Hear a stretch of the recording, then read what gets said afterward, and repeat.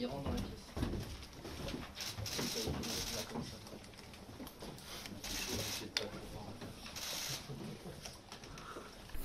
L'arsenal découvert dans le véhicule atteste en effet de l'ampleur de l'action terroriste projetée qui, si elle avait abouti,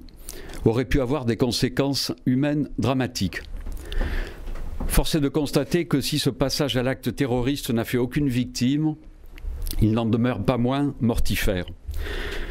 J'en veux pour preuve, outre l'arsenal découvert dans le véhicule, donc une lettre testament de l'auteur,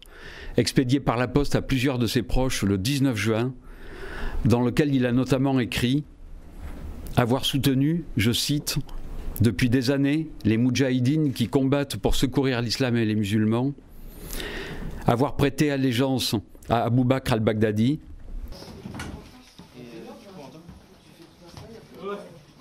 j'évoquais à l'instant l'arsenal découvert dans le véhicule, arsenal dont je vous livre précisément le contenu.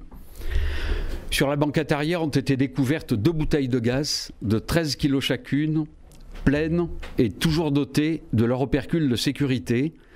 bouteilles qui étaient posées contre les 2 portières. Entre ces 2 bouteilles se trouvaient plusieurs cartons contenant un très grand nombre de cartouches de différents calibres. Il y avait ainsi 2200 cartouches de calibre 12, 800 de calibre 7,62, plus de 2000 cartouches de calibre 9 mm et plus de 3700 cartouches de calibre 22 long rifle. À terre, au niveau du passager avant, ont été saisis un grand sac contenant 28 chargeurs, un pistolet Glock 17 muni d'un double chargeur, une carabine de calibre 7,62, calibre similaire à celui d'un fusil d'assaut Kalachnikov, ainsi que plusieurs couteaux, dont un couteau multipointe et une lampe taser.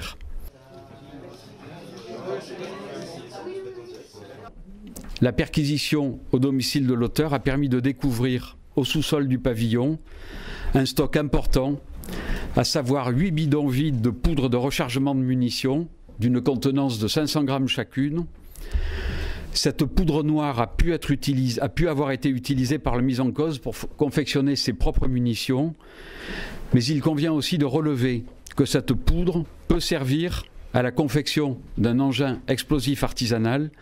et les enquêteurs ont sur ce point relevé la présence curieuse d'une couscoussière entourée de chatterton, pouvant également servir à cette fin.